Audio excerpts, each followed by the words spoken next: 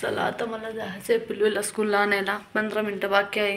पाऊसही सुरू झालाय वाटतं, ओलं झालंय बाहेर. चला मी आता येते पिल्लूला घेऊन.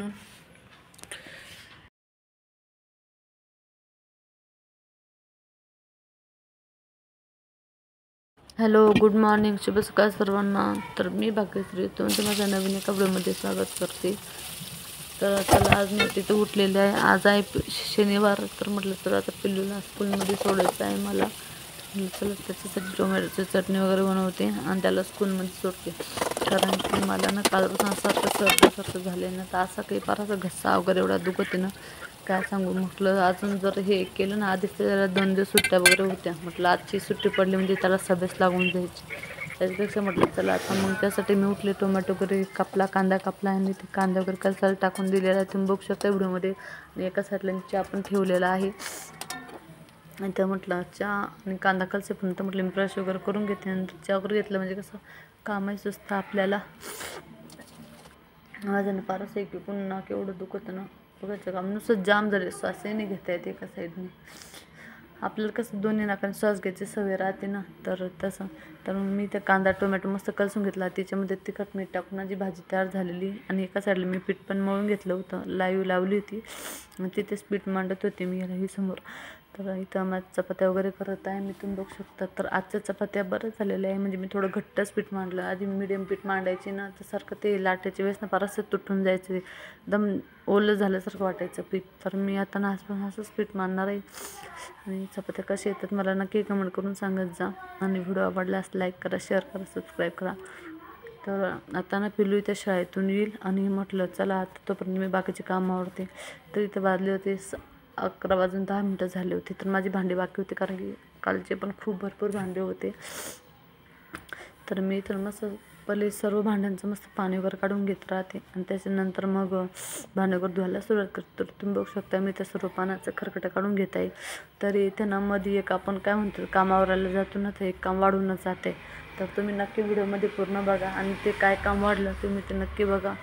तर इथं मी ना भांड्यांचं पाणी काढत होते.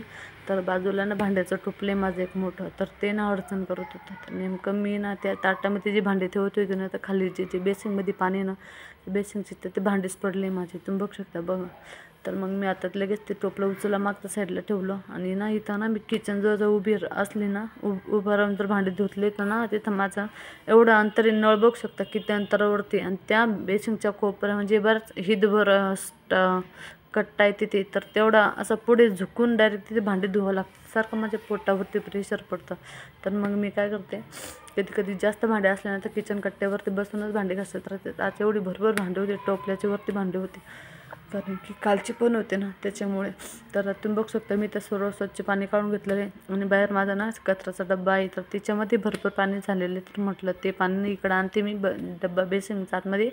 इथं जे काही भांडी दिंडी धुवून झाल्यावरती त्या डब्यामधले तो कचरा आणून चाळणीने चाळून मस्त ते पन्नीमध्ये भरून बाहेर एक आमची इकडे जागा आहे, तर तिथे नेऊन टाकते म्हटलं. तर तुम्ही तर बघू शकता आता मी मस्तपैकी सर्व भांड्यांचं खरकटं वगैरे काढले, भांडी घासून घेते. तर बघते आता किती भांडी धुणं होता माझी. आणि पूर्ण जर झाली तर तसंच करणार सांगितलं तसं, पण आता बघू काय होतं काय नाही. आता मी इथं अशा प्रकारे मस्त सर्व भांडे वगैरे घासून घेते. मग मी ना पूर्ण बेसिंग वगैरे ते कचऱ्याचा डबा साफ वगैरे केला. ते मला भांड्याचं टोपलं ठेवायचं तिथे पण पूर्ण पाणी टाकून स्वच्छ करून घेतलं. भांड्याचं टोपलं ठेवून आता भांड्यावर धुवून घेत आहे. तर तेवढ्यात पिल्लू मला सांगायचं मम्मी आवर 12ला 5 कमी, मम्मी आवर 12 वाजून 1 मिनटं आला, मम्मी आवर 12 वाजून 10 मिनटं आली. तरी मग मला झाले तेवढं मी भांडी धुवून घेतली. आणि जे काही बाकीचे भांडे होते ते सर्व आवरून सावरून एका साईडला ठेवलं. आणि जे काही त्यांनी डब्बा आणून ठेवला होता मध्ये बेसिंगचा आपला कचऱ्याचा, तर तिचं जे काही पाणी झालेलं होतं कचऱ्याच्या डब्यामध्ये, तर मी त्याने एका चाळणीमध्ये चाळून घेतलं आणि भांडी एका साईडला जमा करून ठेवली. तुम्ही बघू शकते ते व्हिडिओमध्ये. मला ही बाकीची भांडी त्याला तर तुम्ही बघू शकता मी तर पूर्ण कचरा साफ करून असा पिशवीत बांधून ठेवलेला आहे. त्याला आपण जाताना आवर पटकन चल आवर लवकर. दरवाजा लावते मी मागचा. तर मी ते भांडीवर घासायला बसली होती त्या खिडकी वगैरे मी मांजर येते ना घरामध्ये. म्हटलं मला आठवण आली जातात की खिडकी लावून घेते, कारण की घरात ना मांजर येत राहते ना. एक वेळेस ना मी अशीच आवरून बसली पलंगावरती, मागे मला काहीतरी पडायचा आवाज आला की मांजर येत राहते. तर मग म्हटलं नको रिकामं काही उद्योग करून ठेवायला. तर तुम्ही ते बघू शकता आता माझे अर्धे भांडे मला त्याला घासायचे आहे. आणि आता पिल्लूला मी पटकन सोडून ते, कारण की 15 मिनिटे जायला 10 मिनिटं लागतात. आणि लहान मुलांना चालता नाही येत किंवा आपणही जास्त जीव काढून चाललो तर आपल्याच पायाला प्रॉब्लेम होतो. तरी मला इथे 15 मिनिटाची बाकी होते. 15 ते 20 माझं पण अन्न बुट गारा गारा करा तिकडे रुद्र. तर इथे मी चालली माझं शाळेमध्ये. तर थोडंसं तर मी त्या पिल्लूला विचारते पावडर वगैरे वाटते, कारण मी नसते मला असं वाटत नाही ना. तुम्ही पटपट पिल्लूला जर बूट घातल्यावर चालतच नाही जाता जाता 1:15 झाला असता. तर तुम्ही बघू शकता पिल्लू एका साईडने जात आहे. आता पुढे काय मी त्यात चिखल आहे का मी त्याला विचारलं म्हणजे शूज घेऊ का चप्पल. पण बरं झालं मी शूजच घालून घेतला. परत पाय वगैरे खराब व्हायचं होतं. खराब म्हणजे हेच चिडचिड कसंच एवढं दूर जायचं, मग ते चालायला कम्फर्टेबल नाही वाटत ना आपल्याला. त्याच्यामुळे मी चालले हळूहळू आहे ना जाण्याचा रस्ता बाकी हळूहळू बूट आराम पाय ठेव. बापरे आता ती सवय नाही आवडायची त्यामुळे आता खूप प्रॉब्लेम होतो. याच्या आधी पण ज्या ठिकाणी 6 वर्ष होती तिथे आदिवासी चिखल वगैरे नव्हतं.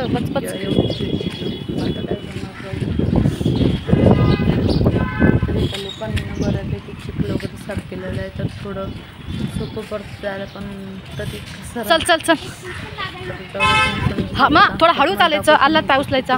तू रपा चालतो तिथं नंतर व्हिडिओमध्ये बघा. चाल इकून चाल.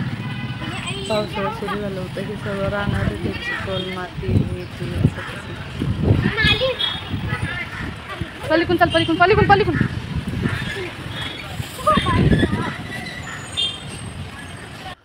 मग त्याच्यानंतर ना मी इथे पिल्लूला स्कूलमध्ये सोडून आलेली आहे. आणि झाडू मारायचा बाकी होता पुढे, पण खूप असं कचकच लागत होतं चालायला. तर मग आता म्हटलं तर आधीच झाडू मारून येते, परत एकदा घरात जर मी गेली ना नंतर काही येणं व्हायचं नाही म्हटलं बाहेर माझं. आणि मी काही जास्त बाहेर पण जात नसते पहिल्यापासून, ते सवय लागली ना घरातच राहायची. तर मी जाते आणि बघते मी काय चालले बाहेर काय नाही. तर तुम्ही इथं बघू शकता मी ते पिल्लूला शाळेत सोडून आली. जे काही बाकीचे भांडे बाकी होते माझे, तर मी इथे बारीक स्लोईच्यावरती पाणी चालू केलं आणि म्हटलं पूर्ण भांडे स्वच्छ धुवून घेते. तर इथं मी अशा प्रकारे असं पूर्ण काम आवरलं. मला ना बरंही नव्हतं वाटत आज, पण काय करणार एवढा पसारा पण पडू द्यावं नाही वाटत ना. आणि इथं ना मी सारखे भांडे धुत होते ना तेलकट लागत होतं. तर मग म्हणून मी तर परत थोडं साबणीचा हात मारायचे प्रत्येक भांड्याला आणि स्वच्छ धुवून ठेवायची.